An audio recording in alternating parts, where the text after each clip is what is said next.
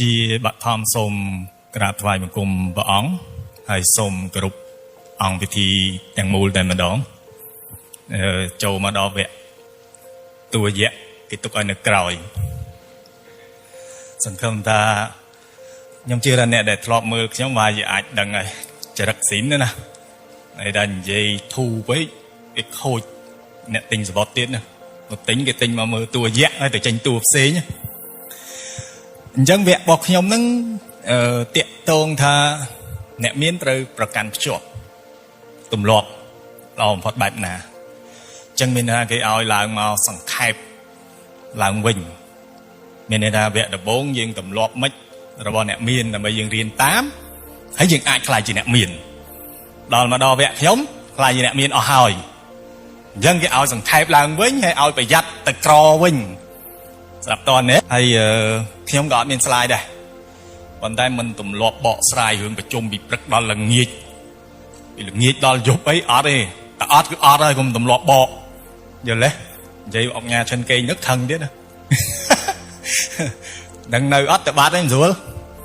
ពីព្រោះគុំទម្លាប់បកស្រាយអ្នកនិយាយហូហែតប៉ែឡូតនៅតែចង់ក្រោយអត់អត់ដែរទេកុំឆ្ងល់ពេកហើយមេស្អប់បំផុតបារៈអត់ហើយនិយាយឲ្យខ្លីទៅបានយើងស្ដាប់មួយថ្ងៃរើសមនុស្សមិនបានខ្ញុំខំទៅចែកកណ្ដាស់តាក់តងមេភូមិអូជីទៅដល់ខេត្តនេះស្រុកនោះទូមកកកមេសួរថាចុះរើបាននេះអត់ហ្នឹងគ្រាន់តែហៀបរំនឹងអស់លុយយើងប្រហែលនេះក្រុមហ៊ុននេះយល់ទេអត់គឺអត់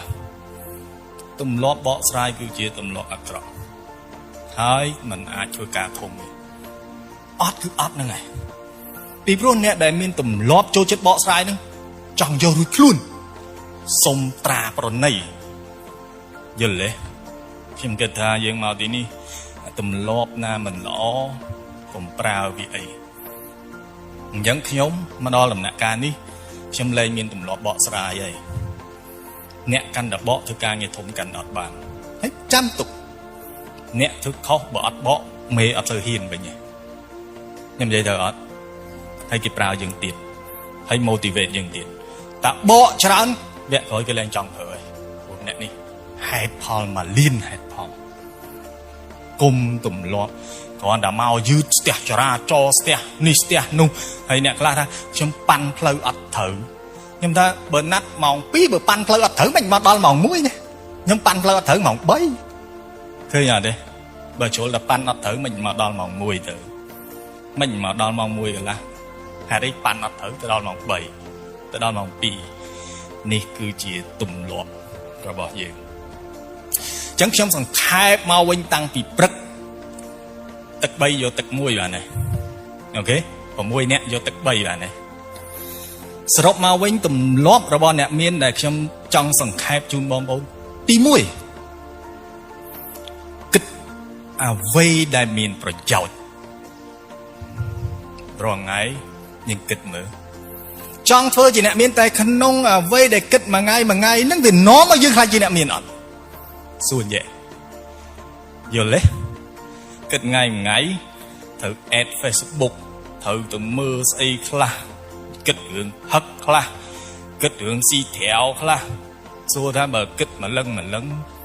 វាដូចអត់ពាក់ព័ន្ធជាមួយរឿងអ្នកមានសំបីតែបន្តិចតែហ្មងយើងរស់នៅក្នុងពិភពលោកដូចទឹកមតនៈអញ្ចឹងប៉ុន្តែយើងចង់ឲ្យចាំចេះមតនៈយើងចង់តក់ទៅណាបើយើងតក់ចូលសមុទ្រយើងខ្លាយទៅជាទឹកសមុទ្របើយើងតក់ទៅទន្លេយើងគឺជាទឹកទន្លេបើយើងតក់ទៅដងគឺជាទឹកដងប៉ុន្តែមនុស្សជាច្រើនតក់ចូលទឹកលូអានោះយល់អត់ទេប៉ុន្តែធ្វើដំណើរទៅសមុទ្រវាឆ្ងាយបើអាលូហ្នឹងវាគៀកអញ្ចឹងវាចេះតែតម្លាក់នៅក្នុងតែអាលូហ្នឹងវាខ្លាយទៅជាទឹកលូហ្នឹងអាមតនៈរបស់យើងហ្នឹងណាគិតអ្វីដែលមានប្រយោជន៍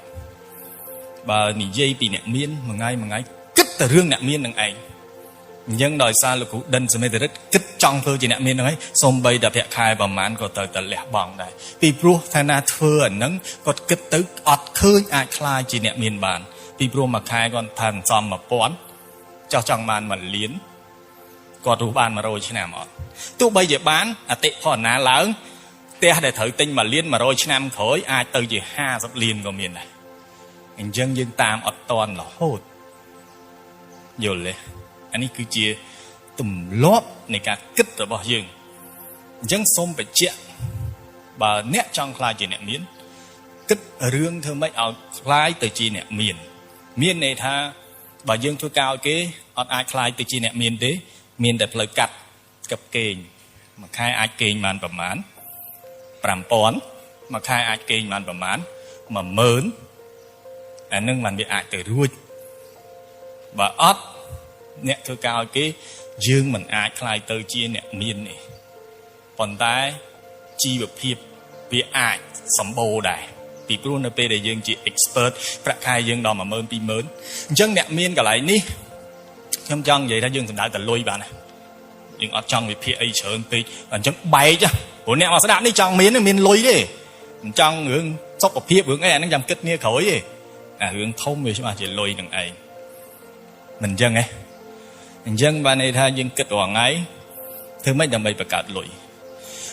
វាមិនអាចដាក់ចូលគ្នាវាកើតចេញជាកូនលុយទេតិចទៅច្រឡំចឹងមកអ្នកខ្លះចេះតែសំលុយថាអាហ្នឹងយកទៅដាក់ក្នុងទូដៃឲ្យវាបង្កាត់លុយមែនវាបង្កាត់មិនចេញព្រោះលុយវាអត់មានញីមានឈ្មោលហ្នឹងលុយមានឆ្លងកាត់អានេះញុកចូល 1000 វាអាចចេញមកអានេះ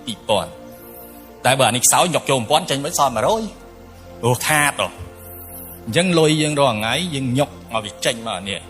អញ្ចឹងសំខាន់អាមួយនេះញុកចេញមកប្រមាណញុក 1000 ចេញ 10000 ញុក 1000 ចេញ 1 លាន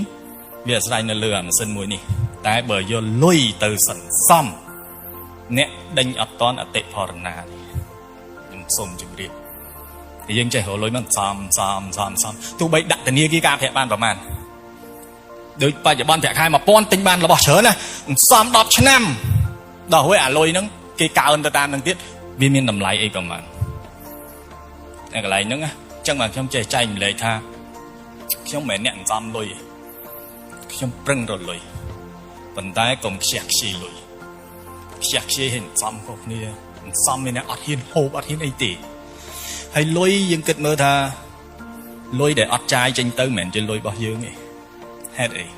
ឧទាហរណ៍មកជីវិតនេះខ្ញុំរកបាន100 លានខ្ញុំចាយបានតែ10 លានខ្ញុំទៅបាត់លុយខ្ញុំបាន10 លានពួកខ្ញុំចាយបាន10 លានអ្នកណាថាលុយខ្ញុំមាន100 លាន